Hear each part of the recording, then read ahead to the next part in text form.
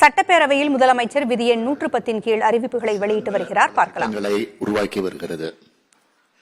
இந்த அரசு பொறுப்பேற்ற பிறகு தமிழ்நாடு நகர்ப்புற வாழ்விட மேம்பாட்டு வாரிய மக்களுக்கு முன்னுரிமை அளிக்கப்பட்டு கடந்த 3 ஆண்டுகளில் மட்டும் இதுவரை 29,439 அடுக்குமாடி குடியிருப்புகளும் 1,70,70,462 தனி வீடுகளும் கட்டி முடிக்கப்பட்டுள்ளன.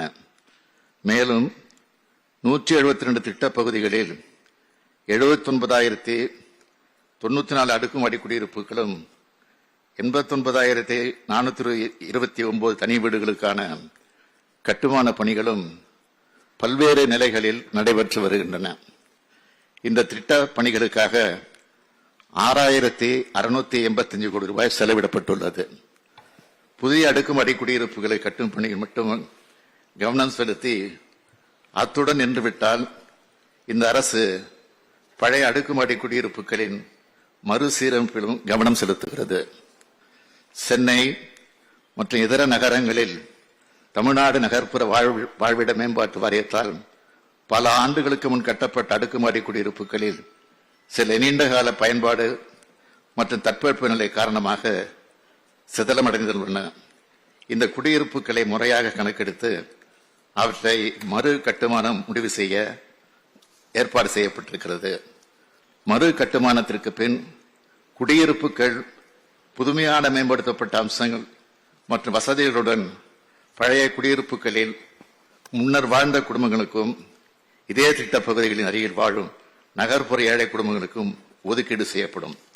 மாண்புமிகு பேரவைத் தலைவர் அவர்களே, தமிழ்நாடு நகர்ப்புற வாழ்விட மேம்பாட்டு வாரியத்தால் தற்போது தமிழ்நாடு முழுவதும் 1,93,891 அடுக்குமாடி குடியிருப்புகள் பராமரிக்கப்பட்டு வருகின்றன.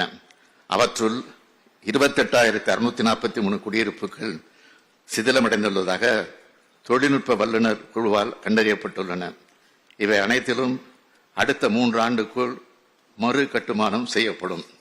இதன் முதற்கட்டமாக 2024-25 ஆண்டில் சென்னை மாநகரில் கிழக்கு கல்லறை சாலை, கொடுங்கையூர், வஉசி நகர் போன்ற திட்டப்பகுதிகள், தஞ்சாவூரில் ஏவி நகர் திட்டப்பகுதி மற்றும் திருச்சியில் கோட்டக்கொள்ளை திட்டப்பகுதி ஆகியவற்றில் உள்ள 6,746 அடுக்குமாடி குடியிருப்புகள் 1,146 கோடி ரூபாய் மதிப்பீட்டில் மறு கட்டுமானம் மற்றும் புதிய திட்டப் பகுதிகள் கட்டுமானம் செய்யப்படும் என்பதை மகிழ்ச்சியுடன் தெரிவித்துக் கொள்கிறேன்.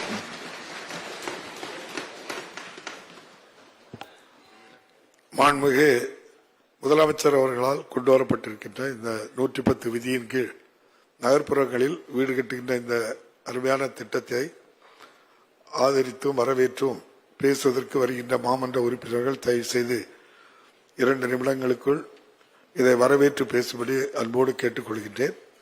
முதலில் மாண்புமிகு உறுப்பினர் வேல்முருகன் அவர்கள்.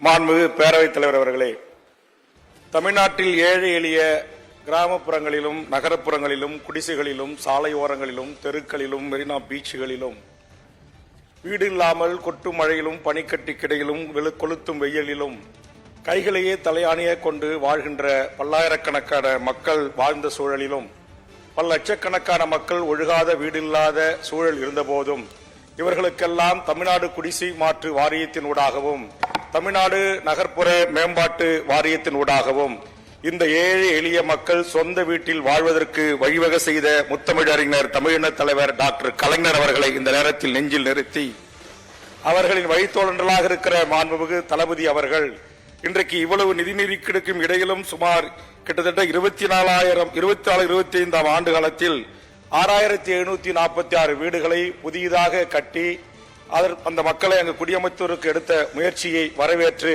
அதுபோன்று முத்தமிழறிஞர் கலைஞர் அவர்கள் இருந்த காலத்தில் தமிழீழ மண்ணில் 1983 ஆண்டு ஜூலை இனக்கலவரத்தின் போது வெளிக்கடை சிறையிலே வைத்து குட்டிமணி ஜெகன் அவர்கள் கண்களை புடுங்கி இதுதான் நாளை ஈழத்தை காணுகின்ற கண்களா என்று கேட்டு படுகொலைக்கு உள்ளான அந்த மாபெரும் 2 தமிழர் தலைவர்களுக்கு மாண்புமிகு தலைவர் கலைஞர் அவர்கள் நம்முடைய சென்னை நந்தனம் டவர் பிளாக்கில் 2 வீடுகளை ஒதுக்கி தந்தார்கள். அதில் குட்டிமணியினுடைய மனைவி குழந்தைகள் வெளிநாடுக்கு சென்று அவர்கள் இறந்து விட்டார்கள். தற்போது தங்கதுரை மனைவி குழந்தைகளோடு வாழ்ந்து வருகிறார்கள். தங்கதுரையில் அவருடைய மனைவி அவர் இந்த வீடு சிதலமடைந்து தற்போது இடிப்பதற்காக அவர்கள் வெளியேற்றப்படுகிறார்கள்.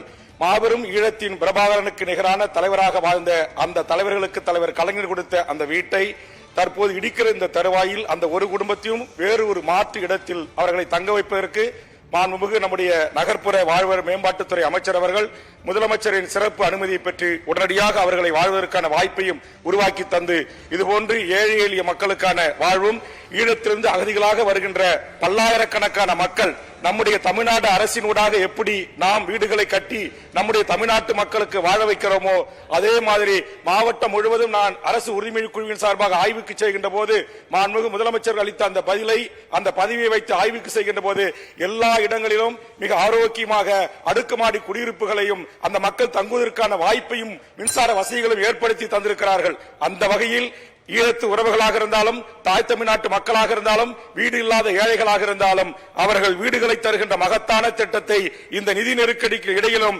நம்முடைய நகர்ப்புற மேம்பாட்டுத்துறையின் வாயிலாக இந்த வீடுகளை கட்டித்தருகின்ற மகத்தான அறிவிப்பை வரவேற்று வாய்ப்புக்கு நன்றி கூறி முடிக்கிறேன். நன்றி, வணக்கம்.